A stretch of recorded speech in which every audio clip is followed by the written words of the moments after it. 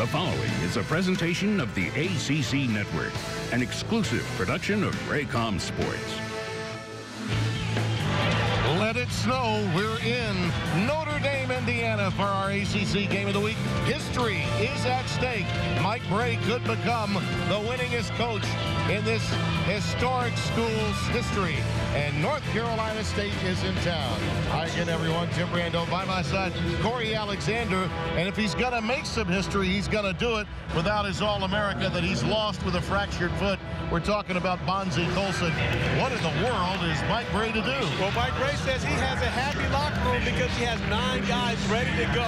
But he's going to need one of those guys to step up and replace Bonzie Colson. Well, that can't happen, but they can do it by committee. And DJ Harvey will be the young man that gets the start for Bonzie Colson. The touted freshman is the only freshman on this Notre Dame roster. And Mike Brey feels as though he could be a big contributor for the Fighting Irish. For NC State, Al Freeman, 5 for 19. In his ACC debut against Clemson, he's going to have to be better here on the road against Notre Dame if the Wolfpack want to start off 1-1 in the league. One of the great moments for Mike Brey in his career here was winning the tournament. The last time NC State won the ACC tournament title, it was Vinny Del Negro, the MVP. Well, it was Jerry and Grant, the MVP 3 years ago for the Irish when Brey got his banner. When we come back, it's the Irish and the Wolfpack. Food Lion, raising standards without raising prices. How refreshing. By New York Life, with the right guidance, everyone can be good at life. By Coyote Tractor. And by your local Toyota dealers. Toyota, let's go places. All right, here we are in Notre Dame, Indiana, with so much history and tradition, and our ACC Game of the Week about to get underway. Bonzie Colson, among so many others, along that sidelines with what will be an ever-changing look from an offensive standpoint as you take a look at our Food Lion starting lineups for tonight's game. And these are matchups that we have to keep an eye on. Clearly, Farrell has an advantage in the backcourt. Pfluger, by the way, just named overnight the new team captain, which means a great deal, particularly with the loss of the leader, Colson. But what about Yurt 7 and that inside play where Notre Dame may be suffering without Bonzie? Well, for NC State, you also recognize that Leonard Freeman inserted into the starting lineup for Malika Boo. So a little bit of change for Kevin Keats as well coming into this game here this evening. Our officials, Ray Groover, Lamar Simpson, Clarence Armstrong. And the opening tap is controlled to the Irish, and Farrell will run the show. Gibbons sets a high pick for him. And the first 3 ball drops right through. TJ Gibbs, the sophomore from Scotch Plains, New Jersey, puts it through. And Tim, one of the things that we're going to see from Notre Dame, especially on the offensive end of the floor, the middle is going to be much more open. Bonzie Colson, for as great as he is as a player, attracted a lot of attention, but he did a lot of damage on the block. Now it's going to be open, which allows Matt Farrell to be able to operate in many pick and rolls and find his guys on the outside. You'll notice this Notre Dame offensive approach will be far more deliberate than in the past. North Carolina State had to almost scratch their entire original scouting report, and talking with Kevin Keats afterwards, that one does not fall from deep for Gibbs, and it's pulled down, and Braxton Beverly brings it down. Another one of those young guns for this team, giving it up, and Freeman knocks it down. And that's a great sign for NC State. Al Freeman knocking down his first 3. He was 2 for 11 versus Clemson on the road in the past game, so getting to see one go down for him early has to boost his confidence. Tough pass, and it's picked away by Dorn. Numbers. Pfluger checking him. He is outstanding on that end, but that was really well done by Dorn. He did not rush it, didn't force it. And Dorn continues his stellar play. Been very good over the last 6 games for NC State. Also their leading rebounder and multiple double-doubles on the season. Gavin picks up the rejection and knocks it through. You know, one of the things that we talked about with Mike Brey, inserting DJ Harvey into the starting lineup, with Bonzie Colson out. DJ Harvey's one of the very few guys that Notre Dame has that can make plays off the dribble. Beverly not there. Kevin hauls it down. And the quick outlet to Farrell. And the senior from Bridgewater, New Jersey, Point Pleasant Beach, leaves it. And there's Harvey right on cue, knocking down the tray. And Harvey will get a lot of attention as the young player stepping in for a Player of the Year candidate, Bonzie Colson. But you see, NC State's going to try their best to get Harvey to have to defend on the interior. A great defensive stance there for Notre Dame. Well, Beverly's going to learn a lot trying to check Farrell tonight. That's a baseline blast that leads to a blocking foul. That will go against Yurtseven. And Harvey getting to the rim, unable to finish. But Martin Gebbin finishing it up off the offensive board. And then DJ Harvey getting an opportunity to knock down the three. And that's got to feel good for the freshman, knowing the eyes that are upon him. Yeah, they're happy to come in and replace Bonzie Coleman in this game. There's Kevin Keats, known him for a long time. Assistant guy that has strong ties into Hargrave Military Academy, as many know. Longtime assistant for Rick Pitino before going to North Carolina Wilmington, doing very well there and getting the job last year. And that rebound cleared by Leonard Freeman. Well, after a year off, Freeman got to Raleigh and looked around before they took the trip to Italy and said, you know, I don't know many people here anymore. Well, and the good thing about it, he's lost a lot of weight, and he was really laboring as a player. The last time we saw him in NC State, he was carrying around, pretty much playing on one leg. But Leonard Freeman has really gotten himself into great shape. He's gotten healthy, and now a double-figure score for NC State. Has already scored more points this season than he has in any season in the past in only 14 games. He put that one through and brings the score down to 1 for Notre Dame.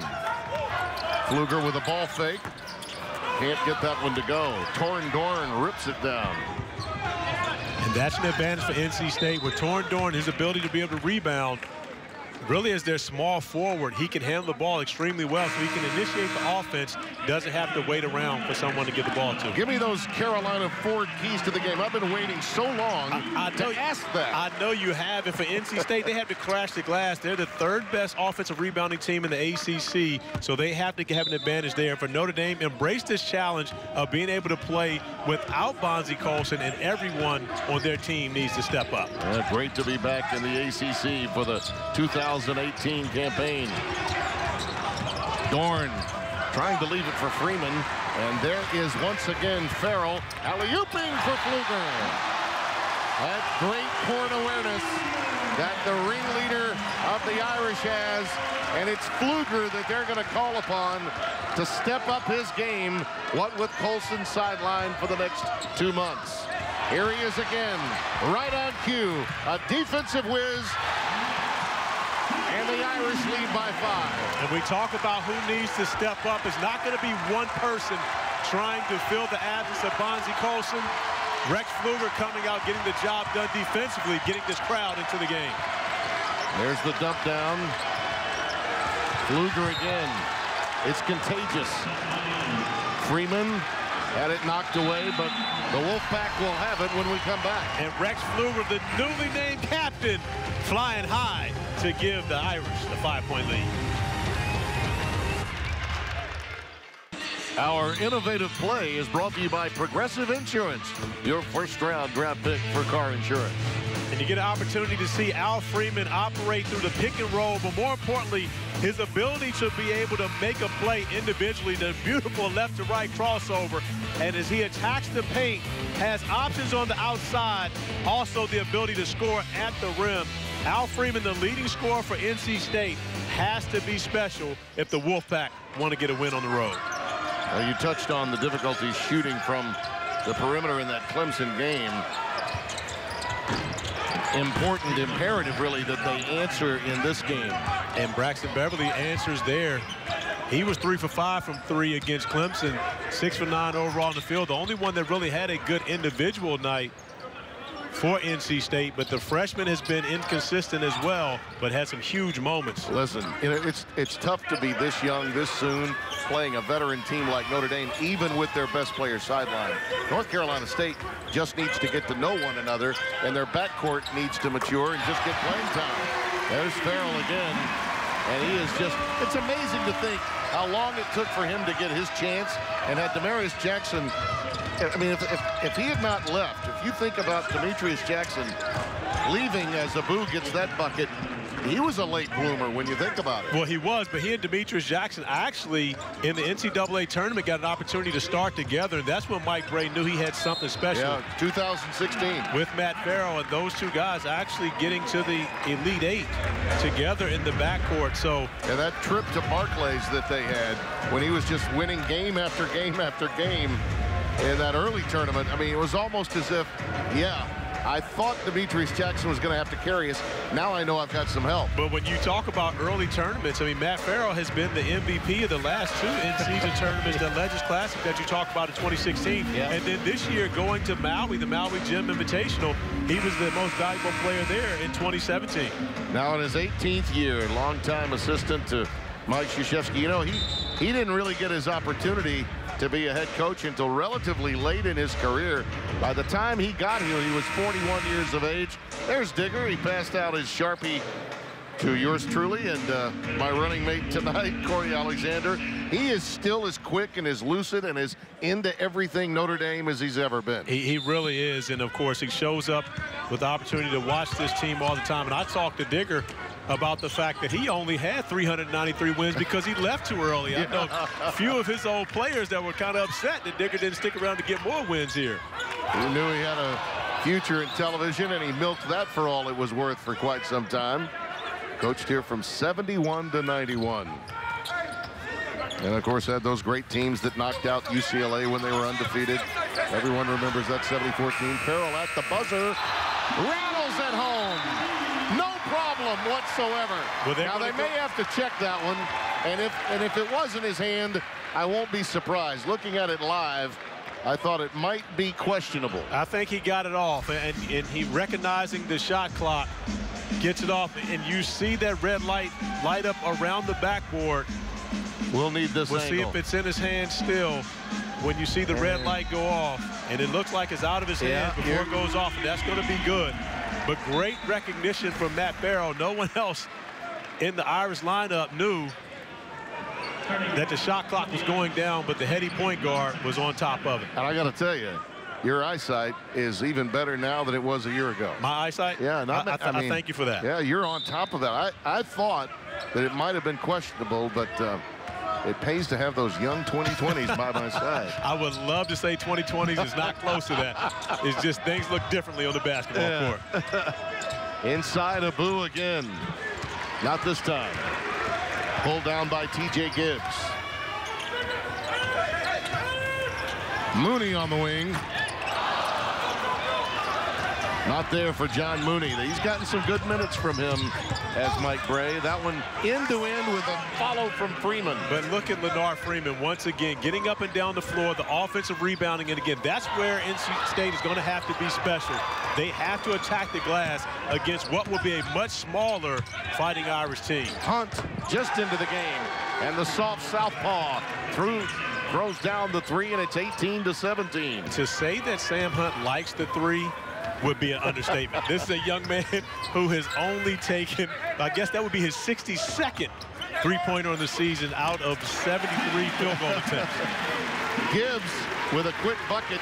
Through this, North Carolina State has managed to get Notre Dame to play at pace, which makes the Wolfpack a little more comfortable, it would appear. Yeah, but with Notre Dame, I'm not sure if you really want to get them out into a fast-paced game, because when you have a point guard like Matt Farrell, he's so good in the open court, and with shooters like Pfluger and Gibbs around him, they can be very effective playing this way, especially when they don't have Colson on the inside. This may be a better style of play for the Irish. Particularly against NC State from a matchup standpoint. Gavin can't get that one to go. Remember, this Notre Dame team will go on the road to play Syracuse next. But what Bray knows he has to do is game to game, based on matchup, try to determine which way he wants to go. But this is a high IQ basketball team he's got, always has, through his 18 successful years here. Well, and they have a high IQ because that's the way he coaches them. And Mike Bray, as we see Matt Farrell with another beautiful find to Gavin for his second dunk on the evening. But again, if you don't have that IQ early in your career, you don't get minutes. You know, and that's the thing that players develop here in this program. They get better playing for Mike Brey, and normally by the time they're sophomores and juniors, they're ready to go out there and contribute. Alec Freeman gets it out to Beverly. He banks it home. Oh, the bank is open on a weeknight in South Bend. Normally you don't give them that one, but yeah. Braxton Beverly's such a good shooter. You can allow him to make a mistake every now and then, and it still counts. 22-20, the Irish lead. 9 minutes gone by here in the first half. Tim Brando, Corey Alexander with you. Our ACC game of the week. Farrell spots up. Right over Beverly. You know, he is just a cool hand Luke. Every time you look up, you watch the guys out there sweating and toiling. He looks like he never breaks a sweat out there. But he's focused. He's locked in, and he understands that he's playing without his senior teammate, Bonzie Colson, and that just adds more to the table for Matt Farrell. Abu gets the kind iron. Abdul Malik Abu, by way of Kimball Union Academy, senior from Boston, Mass. And you see when NC State scores, they want to pick up and pressure 94 feet. They dodge a bullet there with Farrell getting loose after knocking down a couple threes already in this game, missing one there. But that's the risk you take at times when you're going to pressure, especially a good ball handling team like Notre Dame. Abu could not handle that one. Devin comes away with it. I think they're going to call it a tie ball with the arrow to NC State. And the lead is 3 for Notre Dame. Notre Dame excited to see the middle open. Martin Gevin taking advantage of it. And on the other end of the floor, Braxton Beverly taking advantage of the glass. Notre Dame by 3.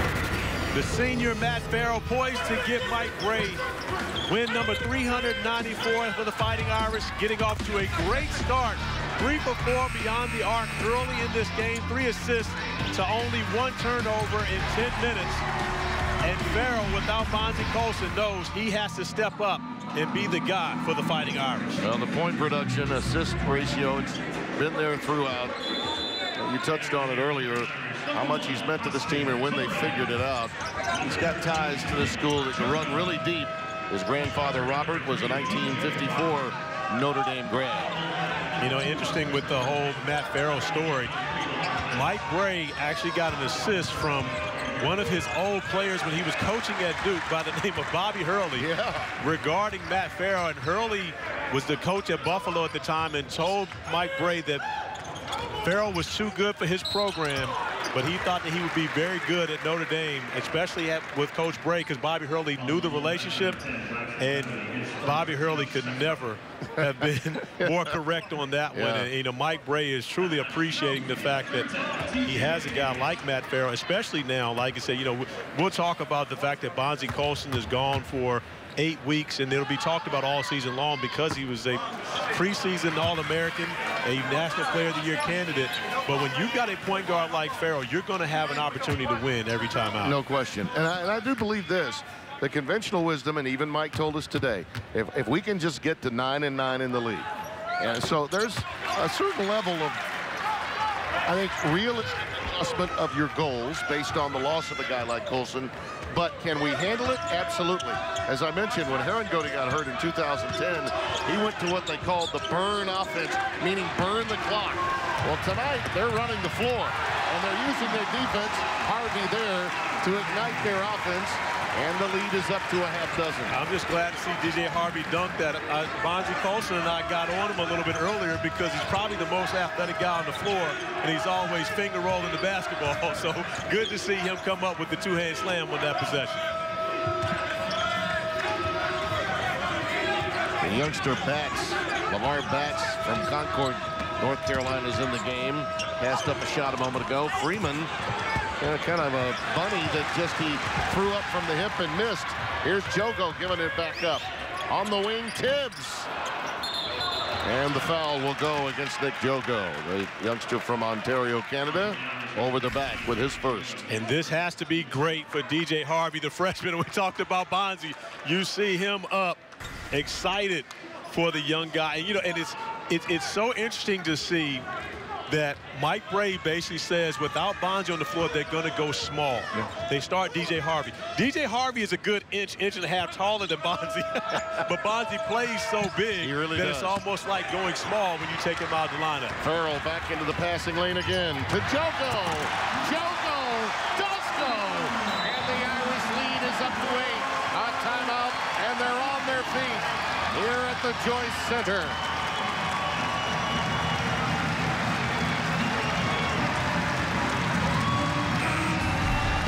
There will be no slow burn with Matt Farrell running the show for the Fighting Irish. The beautiful dive. And Jogo with the bounce. The Irish roll.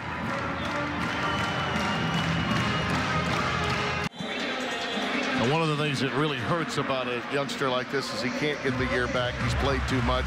And you see the quotes here from Mike Bray. And, you know, it hits really hard when a player like this is lost and you can't get these games back as a collegiate. But the one person who's not feeling sorry for Bonzi Colson is Bonzi Colson. Yeah. I had an opportunity to talk with him a little bit earlier today. And, you know, he said he's going to keep his head up. And Mike Bray talked to us about the fact that, you know, when they say 8 weeks, but Mike Bray's not going to rush him back. But he's more concerned about Bonzi Colson's future. He does not want to hurt his NBA opportunities at all. So if he's not ready to go in 8 weeks, then he will not play. Well, they'll be very comfortable one way or the other as you see that play inside to Freeman to make it a 30-24 game. 6 in the game for him. Farrell gets the pick from Torres, who's just into the game. Number 1. Harvey's also looking down there for him. Yurtseven is shadowing him. And here's Farrell working on the freshman Beverly. Jogo just looked away from it. Took his eye off the ball and didn't reel it in, and the turnover, the end result. And I can tell you right now, as a point guard, Matt Farrell's thinking right now they better give that turnover to him. That wasn't mine. I know I used to think that often. Oh, gosh. You were box score Alexander. I remember that. Beverly gets a bump as he was going by. Turnovers are personal for point guards. Matt Farrell already has one on the game, and that's not his forte. He doesn't turn the ball over a lot. Jogo picked up the foul and sits down.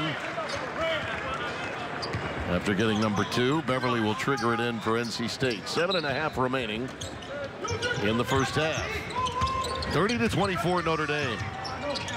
I really thought that this game would be much more low scoring than it is, but you're right. I mean, the Irish, from a matchup standpoint, even with the loss of Colson, NC State is a perimeter-based team, so they're getting up and down the floor. Well, and that's the way that Notre Dame is at their best. When you have a point guard like Matt Farrell who can find his teammates, especially in the open court, and get easy shots, that's the way you want to play. And NC State, this is how they want to be able to dominate this game. Yeah. Attack that offensive glass, and oftentimes you'll see guys take shots, more importantly, just to get it up on the glass, to give Yurtseven, Leonard Freeman, and Abdul Malik Abu an opportunity to go get it off the glass and score the second chance points. Harvey got that foul, and Yurtseven is at the free throw line. But to the point we touched on before, that period when they lost Herringody, they really did have to slow it down, dig into the clock. The clock is shorter now, that's number 1. But even Mike told us today, yeah, but you can still dig into the clock and make a defense go. But when you're playing a team from a physical standpoint that is more of a matchup problem, you'll probably have to control pace of play a lot more than tonight against NC State. But if you recognize how Notre Dame is going to most likely play with Bonzi out, it's more of a 4-guard scenario, which is the same way they were able to win an ACC championship a few years ago. Indeed. You know, so this team may not be as talented as far as having guys like Jaren Grant, Pat Connaughton, you know, Zach August, but you do have the same coach who has the same philosophy and allows his guys to be able to play free and shoot the 3, as DJ Harvey knocked down another one right on cue. Harvey is absolutely living up to the advanced billing. Mike said, well, we got DJ. We're going to see what he can deliver. And right now, he's delivering the goods. The lead is up to 9, largest of the night. Beverly, thinking he's got a matchup advantage against the taller Harvey, has to give it up. Dorn over Gibbs. And it bounces around and rattles through. You know, and you're not upset if you're Notre Dame, to see that, because that's a great defensive possession, just a great offensive possession for Torian Dorn, making a tough shot. But you like to see your team get out and defend that way. Beverly slapped that one away, got the deflection. And it's out of bounds off of NC State. Abu will check back in for the Wolfpack. And Yurtsevens will sit down. And a reminder, coming up on Saturday at noon Eastern, some of you will see Louisville take on Clemson, and others will get the matchup between Pitt and Virginia Tech, where I'll be, and look forward to getting back with the G-Man for that game in Blacksburg. That's all on the ACC Network schedule. Check ACCNetworkTV.com for the game in your area. Pfluger has that one knocked away by Leonard Freeman. 3 to shoot as they trigger it in from underneath the Irish basket, and Pfluger will handle the chores for the Irish. Need something quickly. Gebben from downtown. It's an air ball and a shot clock violation. Amazing when you get an opportunity to see these guys shoot the basketball and shoot around with no one guarding them. Martin Gebben was knocking out threes all afternoon. He was out there shooting with Bonzie Colson, but game action is completely different. That one just a little bit wide. We had to call that one short and wide left. Indeed. Dorn trying to work pick and roll with Freeman, and he decides to pull up. Gibbs clears it for Notre Dame.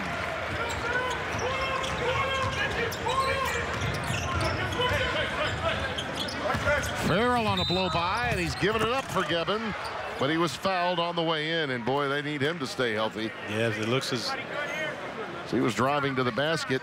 You saw him a little bit gimpy when he went to the ground on that one. He did hit hard, and he was holding the foot. Looked like the left foot that's giving him a problem, maybe left ankle. Yeah, you see that left ankle. He steps on someone's foot coming through the lane, turns that left ankle. He's going to try to limp it off. But for what Mike Brey has already been through this week, I'm sure that's the worst sight for him right now. I'm sure and Farrell is saying to himself, let me get through this and tape it up. Well, it's already taped up. Gibbs, well, retaped. Gibbs knocks down the three. And that's really, you know, a security blanket for Mike Brey, having T.J. Gibbs in the lineup, who's more than capable of running the point guard position. You definitely don't want to take Farrell out of the mix, but you can survive with Gibbs running the show for a while as they get Farrell checked out. Hopefully they can get him back in the game. Jogo comes back in with the 2 fouls that he picked up quickly. Gebben clears the rebound for the Irish, and they are feverishly working on Matt Farrell at the end of the Irish bench. Pfluger!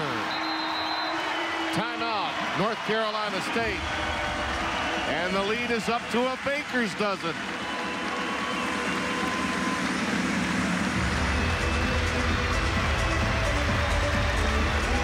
One thing for certain, when you play here against the Fighting Irish, you have to be prepared to guard the three as they use it to their advantage.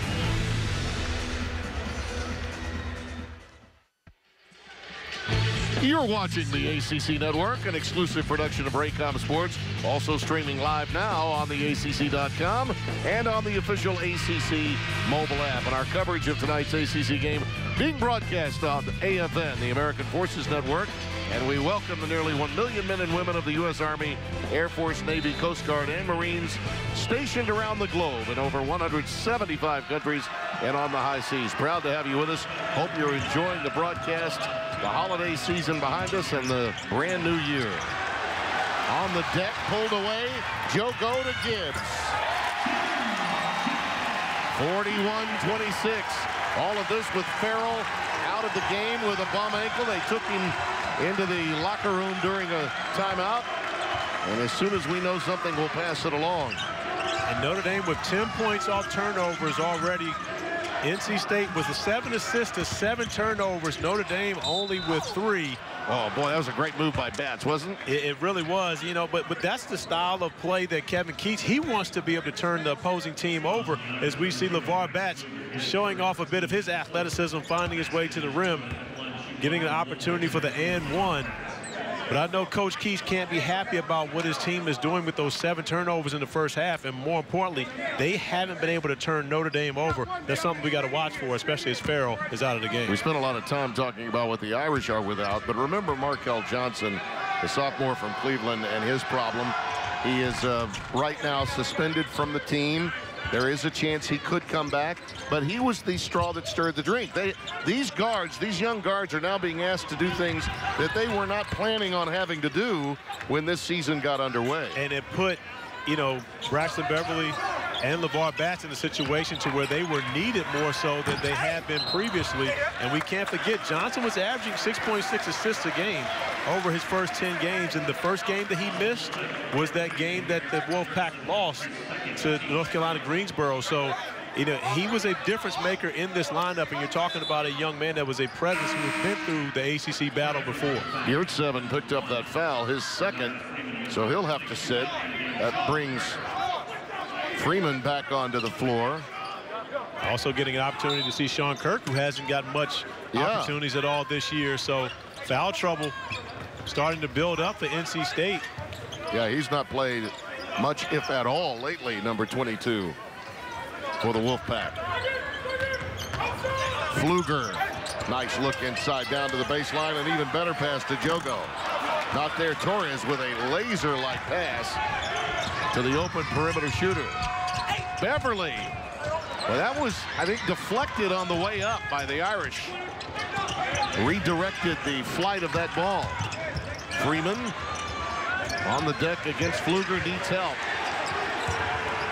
Kirk unloads. And Kirk couldn't have known. There was still 18 seconds remaining on the shot clock when he took that one. Harvey. Well, that's just an experience right there. Well, and you know, the thing is, for DJ Harvey to see him make that shot, and I had an opportunity to coach DJ Harvey when he was playing AAU, and he dribbles now with a purpose. That's what Mike Gray has gotten him to be able to do.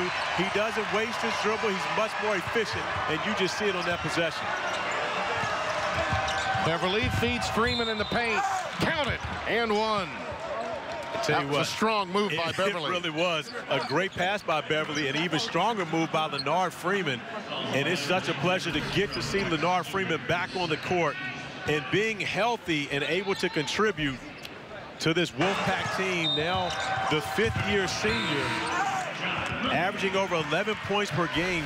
He's a career three-point per game scorer, now averaging in double figures. And you know, and if anyone is happy for him, of course, Kevin Keats is. But James Johnson, who works with the bigs, is extremely happy about the progression. Well, think about this. Freeman's shooting 73% from the floor, Corey. 72% at the line. Coming into this game, he was 61 of 84 from the floor. That's amazing. Well, you know my thought process on that. Oh, yeah. You got to find more shots. Indeed. No one should shoot 70%. That's just amazing. I mean, it's not as if he's taking a lot of dunks during the course of a game. He slapped that one away, but it was recovered by Mooney. And gets it back, does Harvey. Well, this right now, the story of this game is the youngster from DeMatha, DJ Harvey, living up to the billing. And DJ's having his own coming out party here. And that's the thing, no Bonzie Colson on the floor. You're not watching one guy play, and somebody has to get an opportunity to step up. And DJ Harvey does it this time on the defensive end of the floor, forcing a turnover for the Wolfpack. Listen, last night I was at a game at Xavier. I was around a lot of college basketball aficionados, and last rites were being written for Notre Dame on the loss of Colson. Now Farrell, their leader, is out, and look how this team is playing. Well, and they've already made 9 threes in this first half, and this is a record since joining the ACC. Oh, that was a big-time fall for LeVar Batts. I hope he's okay. He came down without having any chance of breaking that fall. Mooney was just in a bad position. But I think he's going to be all right. LeVar Batts isn't the type of young man to lay down on foot. He's going to jump up as fast as he can. It's still going to hurt. He's going to try to walk it off. But he doesn't want to give Kevin Keats any reason to take him out of the game to think that he's hurt. He's going to fight through it. Seems to be the lower back not the noggin that was the problem. Whenever they hit like that, I'm always concerned about the back of the head if they're not able to break their fall. Coming up at halftime, the Hardy's halftime report. We'll head around the ACC, set you up for some conference play, the hot teams, and players to look for as we make our way to Brooklyn for the 65th ACC tournament. We're on the road to Brooklyn, by the way. Yeah, were you aware of that? We started early. We started early. Takes us a while. Well, it's a little, no, we got weather issues. All of that plus highlights and stats on the Hardy's halftime report. Tough pass by Jogo to turn that one over for Harvey. An unforced error. And the Wolfpack get it back. And Jogo, another one of those players that Mike Bray is going to lean on to be able to help out in the absence of Bonzie Colson. And a couple of, turnovers here in this one, so he gets Pfluger back into the game, but no sign of Matt Farrell returning to the bench yet. Really an interesting story on how they found Jogo. We'll talk a little bit more about that as time permits, perhaps in the second half. The international approach to recruiting from time to time. Freeman was in no man's land, turned it over. Gibbs. Well, he decided to be a one-man fast break, and Beverly knocked it away. And that's about the fourth time we've seen Braxton Beverly with great hands slapping the ball away from an opponent. I'm impressed, as you said, about this kid from Hazard, Kentucky, by way of Hargrave Military Academy. This kid has got a great future. He has a chance to be really good. And again, when you're playing this way as a freshman, that's a good sign, because, that's normally the toughest year, especially to shoot the basketball. And he's still shooting it extremely well. How about that's cut by Harvey. Stripped, though, by Dorn. And Dorn pushes it, and pushes it real good. Tough Euro move.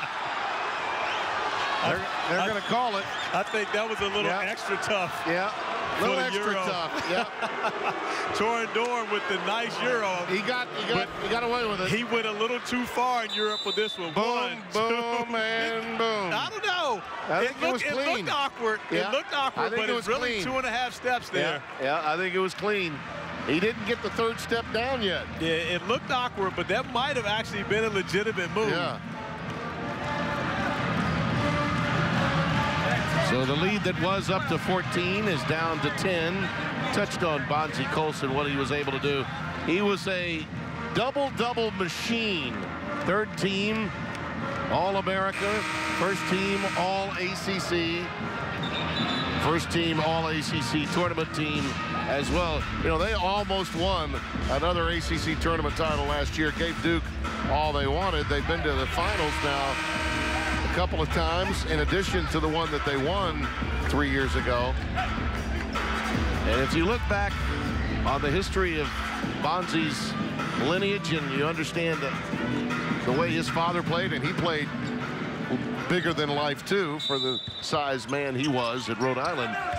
It's just keeping it in the family and bringing it to Notre Dame. And people watching at home getting an opportunity to see Bonzie coaching and out on the court with his teammates. And they're saying, well, why is he walking around so well? He's got a broken foot. Well, just for the record, he had 22 points and 17 rebounds on a broken foot against Georgia Tech on Saturday. He was playing with the broken foot even after the injury took place. They did not know until after the game was over that he had fractured his foot. They actually didn't know until Tuesday. He was sore. They felt like he could get a couple days off and the soreness would go away. And they found out on Tuesday that it was actually a fracture. Bonzie came to practice ready to go on Tuesday. The foot was just continuing to be sore. Gebben with 2 to shoot, goes with the jump hook. Boy, there was no hesitation in the big fella. And Martin Gebben has improved significant over his stretch here at Notre Dame. North Carolina State will hold it for 1. Bats for 3. And we've come to the intermission. Mike Bray trying to become the all-time winningest coach in the history of Notre Dame. They've been playing basketball 113 seasons here, and he has that chance 20 minutes from now. At halftime, the Irish lead it 48-36. The Hardy's halftime report on the other side. ACC basketball is being brought to you by your local Toyota dealers. Toyota, let's go places. By Hardee's. By Progressive Insurance. And by Mellow Mushroom, out of this world pizza. Hardee's presents the Hardee's Halftime Report, introducing the $5 Star Meals. There's no better way to spend $5, only at Hardee's. Our score 48-36, Notre Dame with the lead alongside Corey Alexander, Tim Brando. Happy to have you with us. Boy, the Irish, you start out without Bonzie Colson for the first time all year, knowing you're not going to have him for 2 months, and then you lose the trigger man to your offense, Farrell. They extended their lead after he went out with the bum ankle. I'm not sure this is the way that Mike Brey designed this, right? No. He wanted this to happen. Of course not. You don't want to lose Matt Farrell, but what you do love is the fact that your freshman, DJ Harvey, has stepped up and had a tremendous first half for you.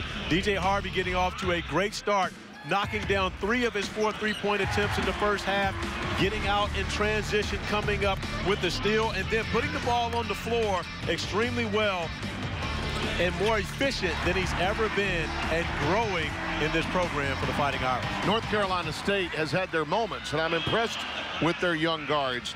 But Yurtseven, who's been a strength coming in, has really been a non-factor. And other than Abu, when he came in briefly, the front line, which is where they should have an advantage, has not been a factor. It really hasn't, and they have to do it, one, on the offensive glass, but also these young guards have to recognize that that is an advantage for their team. When you think of Yurtseven, Abu, and Leonard Freeman up front, they've got to give those guys a few more opportunities and allow them to be able to dominate inside to balance out the perimeter attack from the Fighting Irish. We'll do our best to find out about Farrell when we come back, but frankly, it never looks good when a guy has an ankle, leaves the game, and doesn't have a chance to get back out there quickly. That's the story at this stage. Much more to come here at halftime.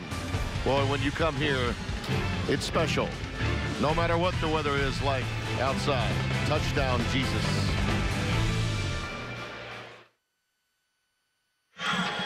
(48-36) here at halftime at the Joyce Center, and magnificent setting here at Notre Dame. And by the way, they're coming off a bowl victory in football, so a lot of smiles around here. Let's talk some ACC basketball here at the onset. Based on what we thought we would see, what we've seen so far, how do you view it from the preseason poll moving forward? Well, I still believe that Duke is the best team in the ACC. Now, they're going to take their bumps because they're playing with a lot of young players. I'm not sure North Carolina is second, but on all honesty, you don't know who's second. Right. Virginia right now is playing well. Clemson playing extremely well, and you see where they were picked 13th. So it's going to be a number of probably teams that exceed expectations and some that won't live up to them as well. That poll, just like the ACC first team, was based on Bonzie Colson being able to go. Boy, Grayson Allen has been a breath of fresh air given his history with all those freshmen around him. I believe he has. He's had a great year, but of course his year compared to his teammate Marvin Bagley really hasn't looked as good. Bonzie Colson would have been a first-team guy, but it's hard to pick more guys who would actually be on that first team right now.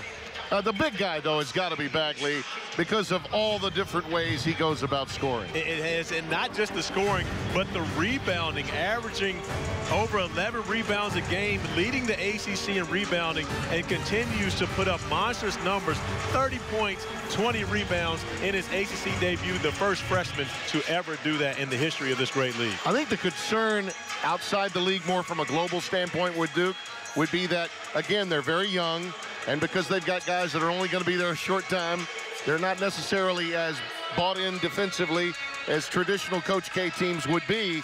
Can they improve in that area to become the kind of team that maybe Michigan State we perceive will be by the month of March? I believe they can be. If you look back to a year ago when Jason Tatum and Luke Kennard and those guys really got on the same page at the end of the year. But this team has been healthy so far this year, and they'll continue to get better. The loss at Boston College may have been a blessing in disguise for this Duke team, because now Coach K can get to them and let them know we have to play defense to win.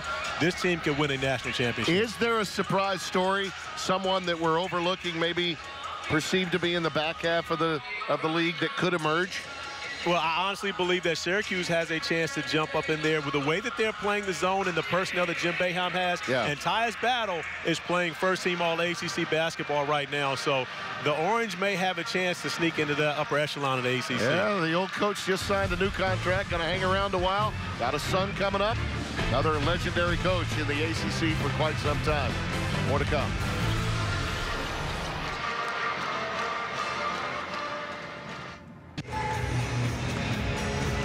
48-36 our score here at halftime. Notre Dame with the lead.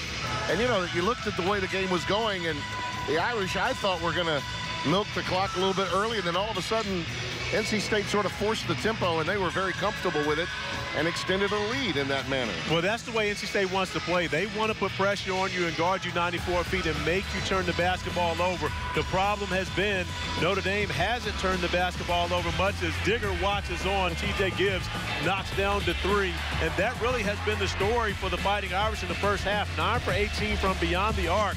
NC State got involved in the three-point contest early with Al Freeman knocking one down, but then it was DJ Harvey, the freshman, getting hot from the outside.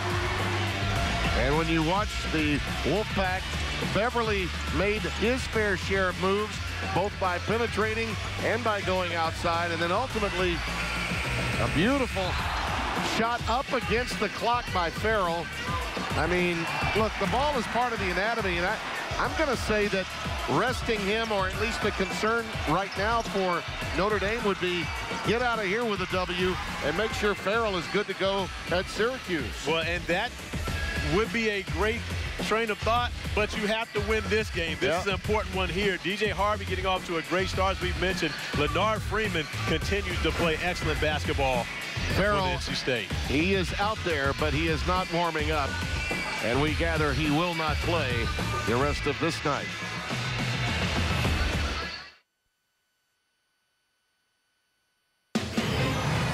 ACC basketball is being brought to you by Geico, saving people money for over 75 years. By Gatorade, win from within. By your Carolina Ford dealers. And by Bojangles, it's bow time. Here at Notre Dame, a 12-point lead for the Irish, but more breaking news that you don't like hearing if you're a fan of the Irish or college basketball. Here's yet another senior, Matt Farrell, and this is where the ankle turned on him. And you see that left ankle as Leonard Freeman comes over to help. Farrell turning that left ankle and off to a great start in 15 minutes. 9 points, 4 assists, and 2 steals already for the Fighting Irish, and really getting them out in transition. Going to be an interesting second half to see how Mike Bray's team responds to not having just Bonzi Colson on the floor, but also their point guard and Matt Farrell. I mean, think about it. That is, Bonzi averages 21 and 10. Farrell 16 and 5 in assists. I mean, that's virtually half of your production on offense, not to mention the leadership on both ends of the floor. Now the onus really falls on Pfluger and certainly Gibbs. He's another one that you got to keep an eye on. And that young man Harvey, who's been out of sight in the first half. I mean, they're going to have to carry this club against an NC State team that I would think is salivating at the opportunity that they have on the road here with Notre Dame's 2 best players out. Yeah, I believe so, and I'm sure Kevin Keats talked to his team in the locker room about making sure they were attacking, especially on the defensive end of the floor, to see if they can force more turnovers from this Notre Dame team without Farrell on the court. After the loss to Clemson, a win here would just be magnificent for this young Wolfpack team. But they're down double digits as we open this half. Out of bounds, last touch by Harvey. I mean, Yurt 7 has a 0. I mean, a goose egg after a half, and this is a youngster that was averaging just under 12 and 7 rebounds per game. One of the strengths of Coach Keats' program. Now he dumps it down inside to Freeman, and he loses it. That was the reason we saw the first play on offense for NC State go inside the Yurt 7. That was called by Kevin Keats because he knows that they have to establish Yurt 7 on the interior. He was unable to finish, but then, of course, getting the basketball back and turning it over once again for the 10th turnover for the Wolfpack. One of the things he can do with Omer Yurtseven is bring him out away from the basket and almost like a stretch 5, if you will, and maybe play some high-low with Freeman. And that time it led to a turnover, but it was an idea that he's certainly been thinking about, particularly in tonight's matchup. Harvey with the dump down to Gevin. Working in on Farrell. Yurtseven rips it down. And both teams looking to get the basketball inside early in this second half, which could slow down the pace a bit. Well, that ball looked pinned on the backboard. It was pinned on the backboard, but Pfluger actually got a hand on it well before it even got there. The ball had no chance of going in. Dorn, and then we've got a foul underneath. That's spotted. You see on the other end of the floor, Beverly goes up, and there Pfluger gets a hand on it, but that basketball is not going in. It doesn't even have a chance. Yeah. And so as Gevin goes up to get it, the officials are not going to call a goaltending on the shot that has no chance of even getting to the rim. Gevin did get the foul on this end of the floor, his second. 48-36. The Irish lead by 12. Just underway here in the second half. Freeman might have gotten away with a walk. Tries to go reversal, and it's rejected. And another offensive rebound opportunity for NC State, but it didn't hit the rim, so the shot clock will not reset. That 3 ball goes crying by Al Freeman. Neither team is scratched here in the first couple of minutes of the second. And John Mooney now in the starting lineup for the second half is the Irish, who started the same starting lineup all 14 games prior to this one, now with 2 different starters here to start off the second half, with Colson and Farrell both being injured. Well, the captain drops it off for Gevin. That was well designed. That was a clinic, and it's 50-36. And Rex Pfluger, you know, he's really the Swiss Army knife for this team, does a bit of everything, and more importantly, does it all well. Dorn on the offensive glass. Back to Yurtseven. Boy, he can't buy one tonight. Still empty-handed on the offensive end of the floor, number 14 for the Wolfpack. At 6'5", maybe 6'6", Torin Dorn is the 3rd leading offensive rebounder in the ACC, and now comes up with a defensive rebound, and you really have to be impressed with the way that he's bought into NC State's new system. Beverly trying to step into a 3 and can't get it to go. Nothing falling in the early going for North Carolina State. Kevin Keats continues to try to encourage his guys to make sure they're up defensively and don't allow what's happening on the offensive end of the floor to affect the way that they defend. Here's Gibbs, and Freeman got him with a push as he was driving the baseline. And Mike Ray going for history. That's George Kogan going back to pre-World War II, and of course Digger Phelps, his 393 wins, and so much more. The charisma he brought to what was, at that time, I think, the glory days of the sport of college basketball. And how about you asking Coach Bray today if he passes Digger, will he put on a tie? What are you talking about? That's not his style. Actually, a carnation. Just a carnation on the lapel. You know, Pfluger fouled as he takes it in. Well, Mike, forever an original himself, will do it his way while respecting his predecessor in so many ways. And I think it's lovely that Mike, there have been a lot of coaches in and out of here since Digger Phelps before Mike got in, but as the longest tenured coach, he connects Digger Phelps. He connects with him in such a way because not only of the time spent at Notre Dame and the way they challenged UCLA and had those great teams, the Final 14 and 78. But during that time, Mike was in college, and Mike was going through and grew up in the ACC, in and around Maryland. You know that. He's a DeMatha kid. And his respect for the conference itself and being in this league and at this school means so much. And he was very polite and respectful when he told you no, he wasn't wearing a tie, too. Or a carnation. Yeah. Abu challenging Torres, a little duck under, and he'll get to the free throw line. And if you're an NC State fan, this is really where you probably want to see more of a contribution. Abdul-Malik Abu, who was the leading rebounding and returning scorer for NC State this year. Now, he actually was injured early in the year, a grade 2 MCL sprain, so he missed the first 4 games of the year. And that really set him back because he wasn't allowed to practice much and try to get used to Coach Key's system, which is completely different from the way that he played for Mark Godfrey in the past.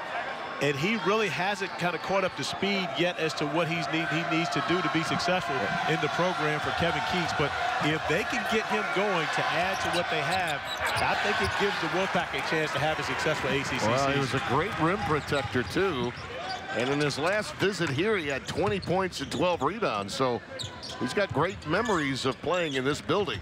But he came up empty with those 2 free throws. Jogo giving it up to Gibbs on a blow-by against Abu. Wave it off. They're going to say a foul prior to the shot. And it goes against Abdul-Malik Abu. Lots of drama. Anytime you're on the road in the ACC, the Irish trying to get along without their 2 big guns. Yet they lead it by 17 early in the second.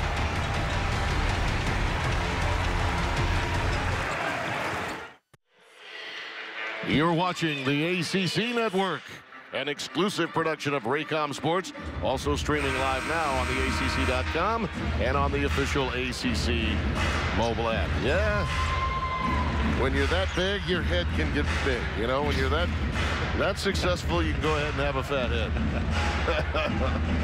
Tim Brando, Corey Alexander, with you, our ACC Game of the Week.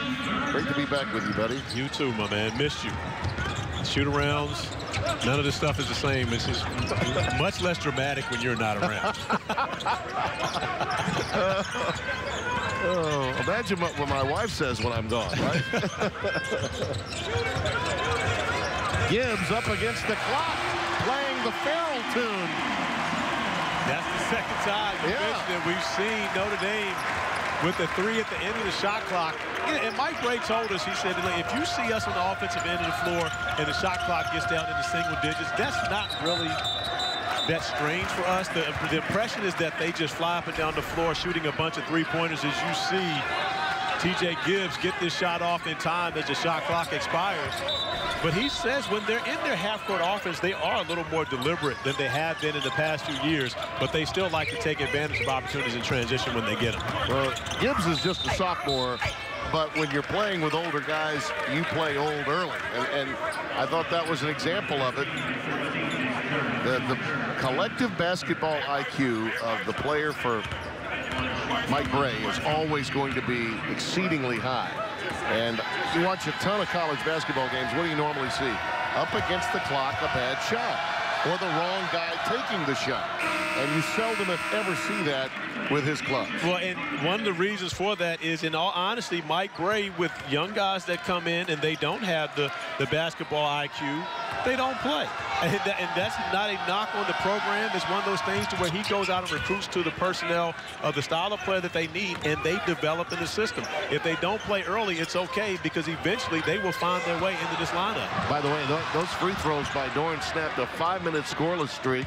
First points since 48 seconds remained in the first half. And the very first points of this half, too, over 5 minutes gone by. 54-38 our score. Gibbs over Abu. Well, he wanted to get a foul, did not. Abu had good defensive position there. Dorn. That's an offensive foul. Smart play by Torres. Yeah, you talk about that basketball IQ. And Austin Torres is not really a shot blocker, so he gets an opportunity to see Torren Dorn tearing down the paint. You see Torres, make sure he gets those feet outside the restricted area, and he just stands there and takes that charge, and that's a great basketball play for Austin Torres stepping up. And you're talking about another one of the guys that has to be a leader in the absence of Bonzie Colson and now Matt Farrell. You need your veterans to step up and make plays. They've done all this really with DJ Harvey being fairly quiet here in the second half. And number 3 was the ringleader along with Pfluger in the first. He'll get to the free throw line after going reversal. Well, look at our nation's top 25 brought to you by the Honda dealers of the Carolinas. And all told, there are 6, count them, 6 out of the ACC. Well, and you see Florida State and Clemson at 24 and 25. Both those teams are going to have to continue winning in order to remain in the top 25. A big game for Florida State playing North Carolina coming up. So, and Florida State has a very tough schedule with Duke, North Carolina, Miami, and Louisville in their first 4 ACC games. But then again, who doesn't have a tough schedule in the ACC right now? 56-38. North Carolina State's road 7 now with 3 fouls. I mean, I don't know if he's going to wake up or get that many touches, but they need something from someone other than Dorn and Beverly.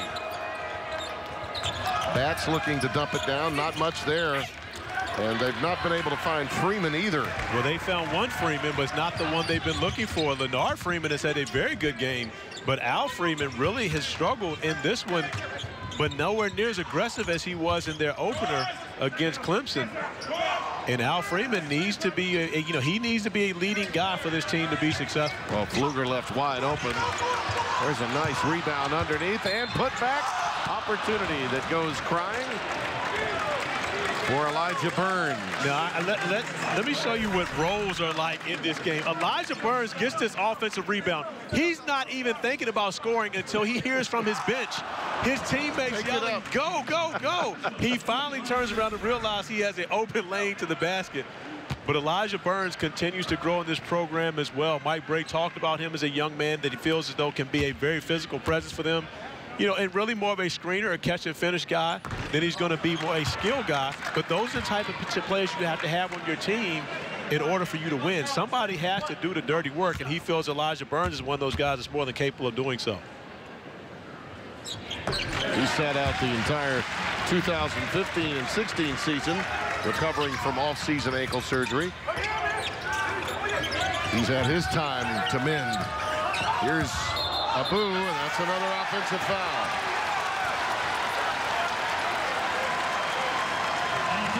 We just talked about the smart play of Austin Torres, and you get another example of just great basketball play. Torres moving his feet. In all honesty, had Abu just shot the basketball, that call may not have been called. It's almost one of those things where you stop because you may be guilty. Harvey from the top. Well, that was the 3rd foul on Abu as well. So other than foul difficulty, the NC State front line is not produced. And that's a push. Harvey was checking him there. And that's his 2nd. DJ Harvey continues with a strong game in his first ever start in a Fighting Irish uniform. And, you talk about DJ Harvey, the DeMatha product, of course, the alma mater of one Mike Gray and Rob Balanis as well. So both those guys, DeMatha guys, and they were proud to talk about the DeMatha guy getting the start. Today, DJ Harvey playing alongside Markelle Fultz. Gibbs. Wow. He did that on his own. Yeah, he did. And Gibbs has that ability. When Farrell went out, I said they have a security blanket, but it does take away another one of those guys that Mike Bray needs. But they have a capable point guard in TJ Gibbs. Well, Yurtseven with a jump hook that would generally always be there for him. And he simply did not have enough arc on it. Not his night at all. Off the ball, a whistle. He's going to go against Batts. First foul against LeVar. Oh, what an amazing story LeVar Batts is. Became the all-time public school scorer in Cabarrus County. 2,174 points. And a young man that did a remarkable job as a young player at J.M. Robinson High School in Concord, North Carolina. Crowd responds to Torres as he sits down, and they should. He really acquitted himself nicely at a time when this team, coming out for the second half, you could feel some tension in the Notre Dame camp. Well, yeah, when you go into the locker room and you see your senior leader, Matt Farrell, you know, your point guard, and he's not going to come back out and play, there are going to be some question marks amongst your team, especially when you already are down Bonzie Colson. You know, but the energy that Torres was able to give them coming out really lifted this team, and I think this building helping them to get on the run here in the second half. And for those that were pontificating the potential decline of this program with the loss of Bonzie Colson last night, and trust me, it was worthwhile thinking about that. Well, you can forget that. This team may not be as effective or as talented, but the program in and of itself is strong enough in Bray's mind to carry them right to the postseason as they've been comfortable being in the last few years. Well, he's confident in the ability of these players that he has, but Mike Bray has to be confident in his ability to coach this team and coach them well. This isn't the first time that Mike Bray has had to deal with losing a superstar. Yep. And so therefore, in those times when given limits, he made lemonade, just like Elijah Burns continues to make great plays for the Irish. Well, the sideline didn't have to tell him to go then. And a timeout, NC State. This is a coronation for the reinforcements for Bonzie and for Farrell. And they're on their feet.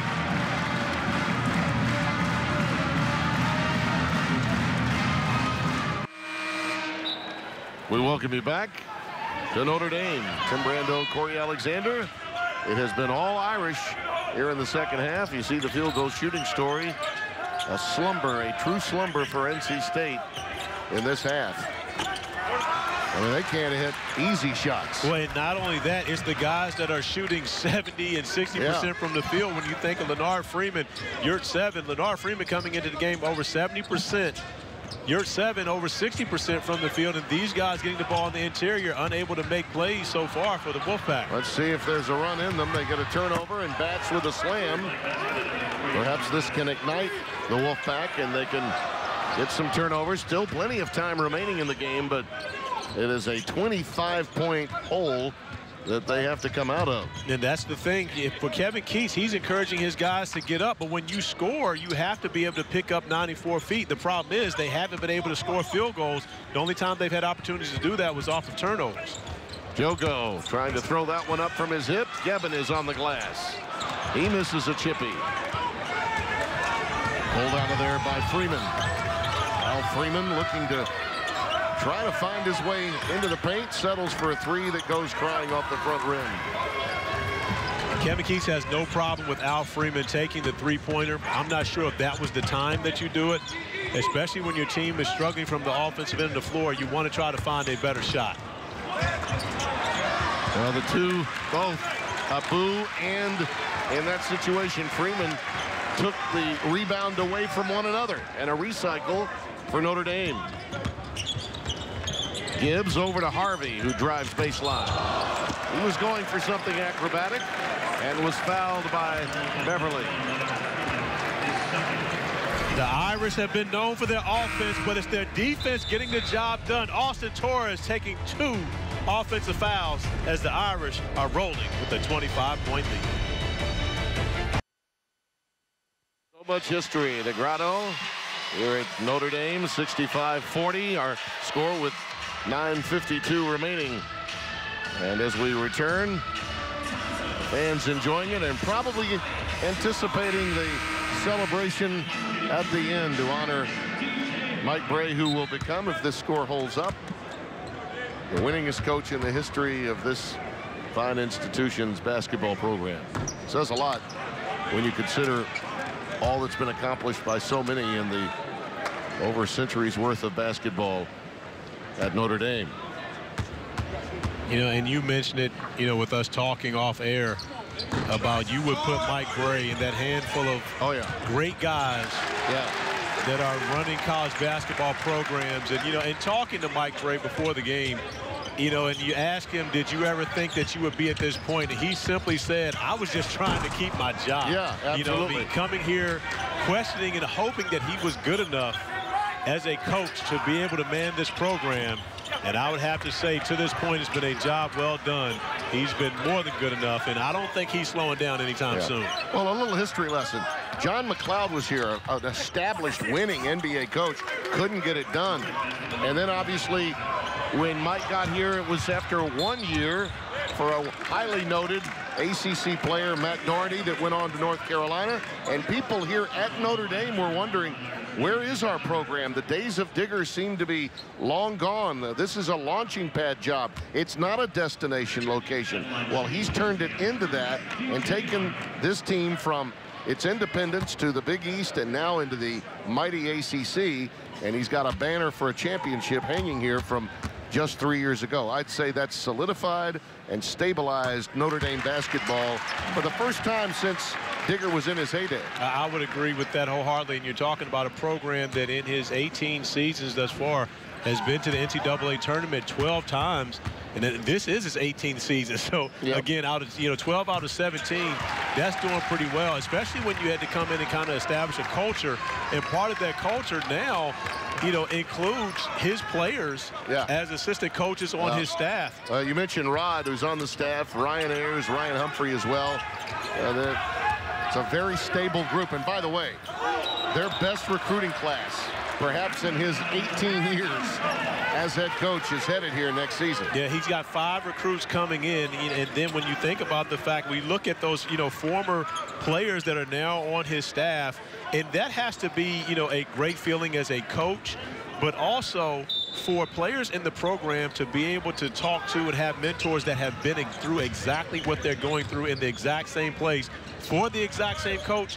That is something that is to, it's a lot to be said for that for Mike Brey to be able to have that kind of staff now, but that really just shows the success that this program has had to where he can go out and get guys, to come back to be a part of his staff, and more importantly, guys that played here and had success. By the way, Digger, when he was here, had 12 former assistant coaches become head coaches, some of the biggest names in the game today. Fran McCaffrey now doing the job at Iowa after a great job at Siena comes to mind.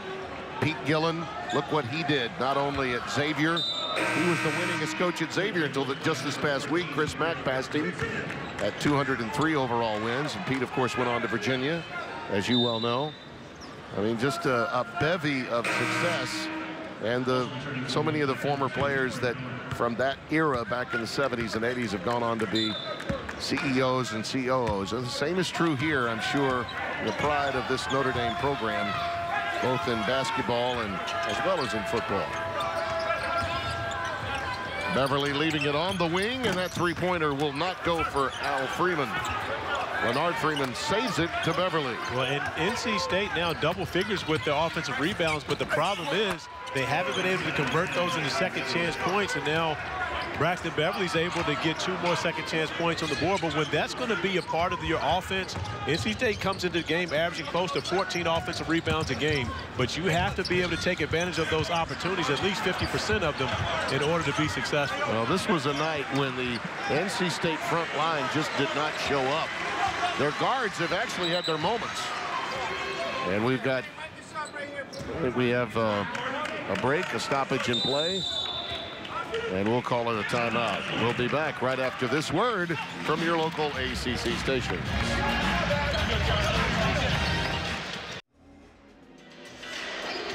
A look at Bonzie Colson, the All-America that's out for the next 8 weeks. He's now become an unpaid assistant coach, always engaged in every play. Exactly what you like to see from your team leader. Yeah, think about this. He's the only player ranked in the top 5 in 5 categories among ACC players, including scoring, rebounding. I mean, that's just amazing. And they're missing all of that. And they are leading by this margin.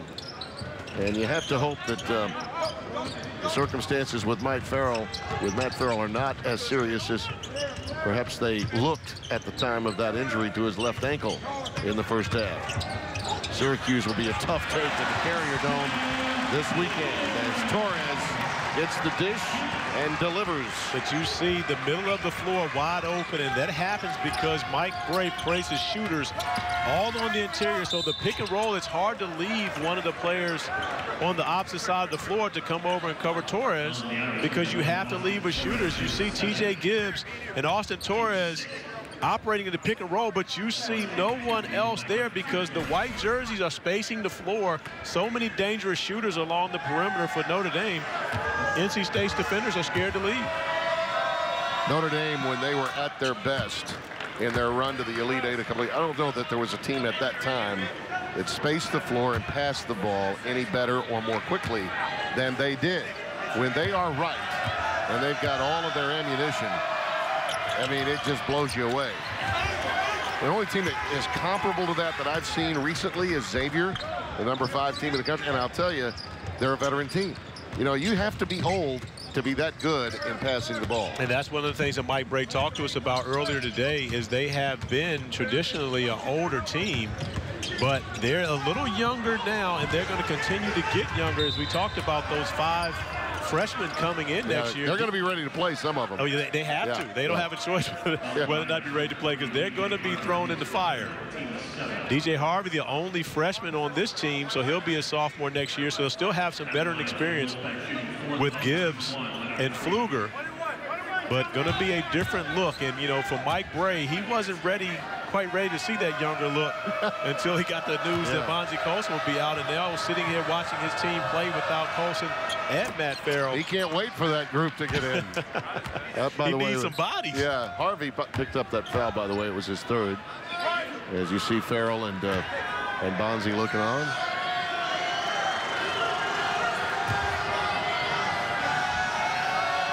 You're right about Freeman. After his sitting out for a year, when I saw him in warm-ups tonight, I almost didn't recognize him. Yeah, and as a 5th-year senior, he's still not old.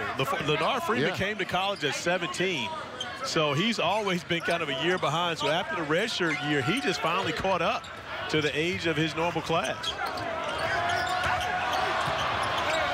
Yurtseven has not scored until now. Uses the glass to get his first basket with 6:41 left in this game. And you wonder why North Carolina State hasn't been in this game. It's because Yurtseven did not show up, and his frontline friends, Freeman particularly shooting 70%, has struggled as well. That'll be a block against Leonard Freeman. You know, talking with Kevin before the game, and I really think the world of Kevin Keats. He knew going in, without Markel Johnson, this was going to be an uphill battle. But you could also sense that with the situation that Notre Dame was in, that, hey, there is a chance if my guys can deliver, particularly the strength of his team, which was his front line. Well, one thing for certain, Kevin Keats is never going to come into a game and doesn't think that he has a chance. I mean, he is an ultimate competitor. Yeah. You know, and the style of play that he wants to play at NC State, to be honest right now, he doesn't have the personnel. You know, when you consider that, of course, Markel Johnson is no longer with the team, but then you think about the fact that they lost Terry Henderson, who they didn't get the appeal for to have another year. Maverick Rowan leaves. Of course, we know Dennis Smith Jr. where he is. You know, but you lost a lot from the Wolfpack team a year ago, and you're playing with with not much experience. And then, of course, Abdul-Malik Abu misses the first half of the, of the non-conference schedule with the knee sprain. So, it's really been having to piece, players together. They haven't had a full complement of players all season long, but Coach Keats is more so now about trying to develop a culture at NC State, for this group, but more importantly for future players coming into his program. And again, the situation with Johnson is this. He is suspended from the North Carolina State point of view. Clearly it was an issue off the floor, and a personal one at that. Kevin can't get it to go. But when I asked Kevin Keats about the circumstances with Markel, he said, yeah, and we just don't know. He could, but I'm not certain that there's a chance he'll come back. But he is holding out hope that there is a possibility that the young man might return. And it would mean so much to these young guards, to Braxton Beverly and LeVar Batts, if a guy like Markel, just with some playing time and some success in playing time, could join them. One thing I can tell you about Kevin Keats, and I've known him for a very long time, he is passionate about basketball, but he's more passionate about being a leader of men and young men and teaching them to go about living their life the right way. And in doing so, if you're not going to be a part of what, not just the basketball program, But North Carolina State University, what they want you to do and what you have to do to be an athlete at the university, you're not going to be able to play. He's going to hold you to a higher level of the standard and make sure that he's running the program the right way. And Freeman and Torres get tied up around the low block. And that's going to be a 3-second violation against Austin Torres. Born in South Bend, Austin's taken a couple of floor burns tonight and attracting some charging violations from the opposition. His mom, Brenda, played soccer here from 1990 to 93. You're at 7, nothing close from him tonight. He made the one basket a moment ago, banking it in, and that has been it.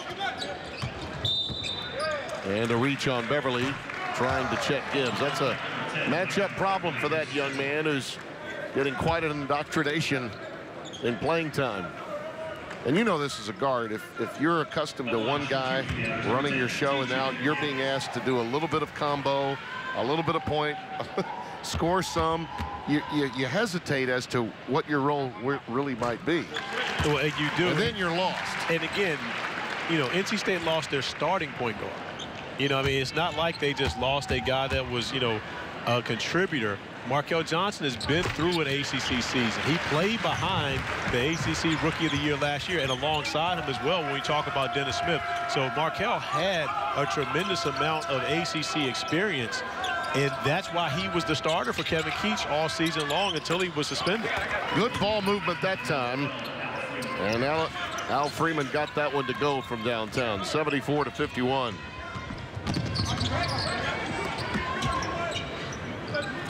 Look at Marty! Give it to him!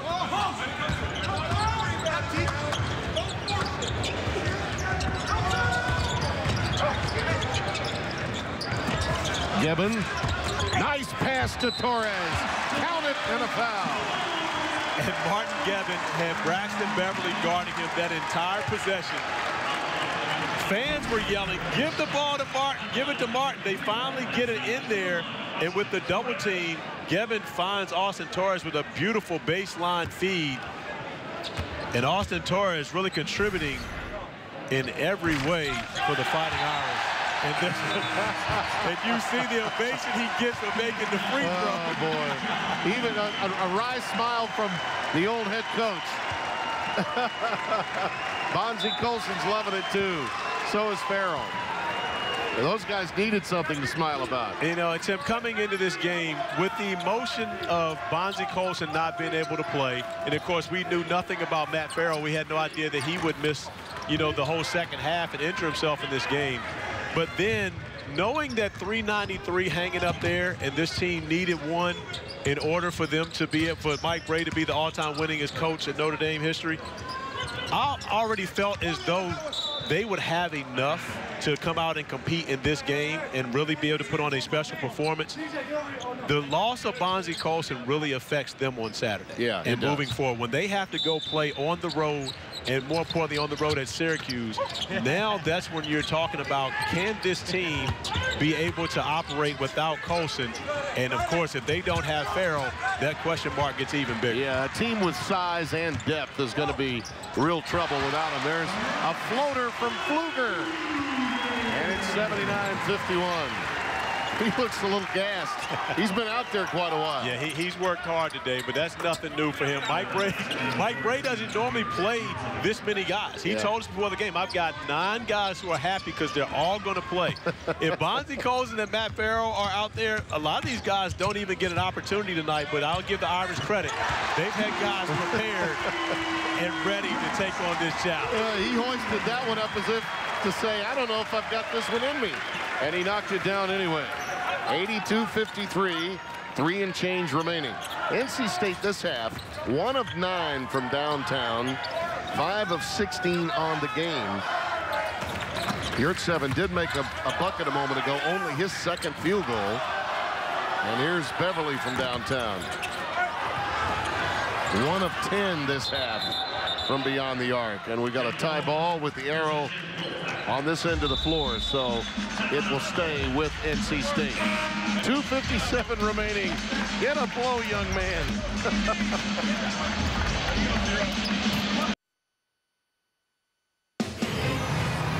ACC basketball is being brought to you by Geico, saving people money for over 75 years. By Food Lion, raising standards without raising prices. How refreshing. And by your local Chevy dealers.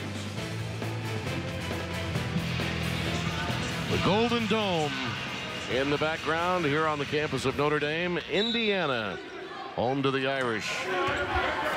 Purcell Pavilion at the Joyce Center, where the Irish are about to make some history and win 393 will turn into 4 soon after for Mike Bray. He'll become the winningest coach in the history of this institution. Freeman gets that one in off the glass.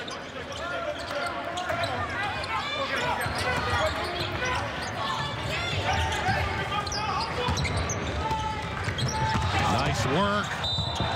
Mooney is fouled. We watched Notre Dame work on their press offense, and they're executing tremendously right now. Now look at our Toyota game summary. And for summaries of other ACC games, go to the ACC.com. TJ Gibbs, you touched on it right as we were starting the second half. With the loss of Farrell, the onus would be on Gibbs, the youngster, to deliver, maybe even more so than the captain Pfluger. And we'd already seen what Harvey could do. And Gibbs had a tremendous second half. He really did. And TJ Gibbs, you know, for all intents and purposes, is a point guard, more of a combo guard.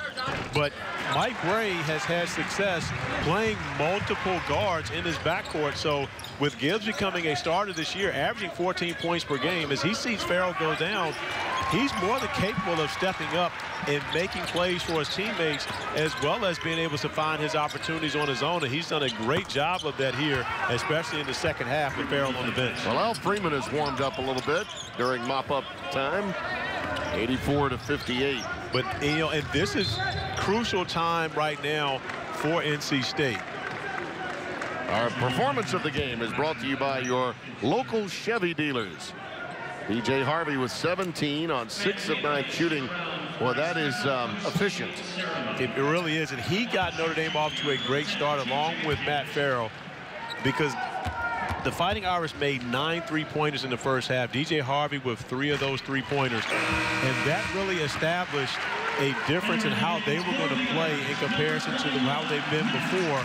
And it really threw NC State off guard, because now you can't pack that paint. You have to get out, giving those driving opportunities for the Fighting Irish. And DJ Harvey really taking advantage of his first ever start in the Fighting Irish uniform. Well, some of the walk-ons making their way out. Liam Nelligan, number 25. Matt Gregory, 21. Will get some playing time. Matt out of Avon, Indiana, and a senior from Cathedral High. And Nelligan out of LaGrange Park, Illinois. Both on the floor for the first time. Beverly with a little teardrop that won't go, and it's retrieved by Mooney into the hands of Jogo. And we're talking about, you know, this is crucial time for NC State. They have a upcoming date, their home ACC opener with Duke on Saturday. So again, if Kevin Keats has to get something out of his guys over these last couple of minutes, because he can't allow them to leave this building hanging their head. They've got to be able to try to find something that's going to work for them, taking on, you know, one of, if not the best teams in the country in a few days. Well, the best news for the Irish, given the circumstances, losing their 2 top players, at least for tonight's second half, and we know that Colson's out for the next 2 months. They're going to be 2-0 in the conference. Well, and of course, you know, that's great news for Mike Bray, especially considering the road ahead for them.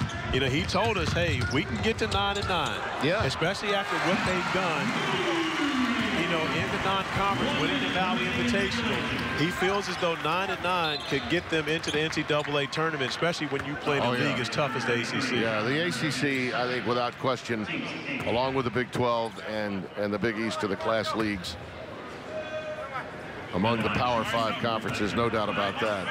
And the Notre Dame schedule, as you mentioned, not so much because of environment. Syracuse is playing better than they were a few weeks ago, but they have some size, they have depth, and of course the way they play will force you away from so much of what you like to do. Well, that zone for Syracuse right now is filled with Jim Boeheim type personnel, 6'5" and 6'6" up front with the guards, and Franklin Howard and Tyus Battle. And then you think about the 7-footer in the middle with 2 6'8", 6'9" guys on the outside. And offensive rebounding is a true staple of what Syracuse does.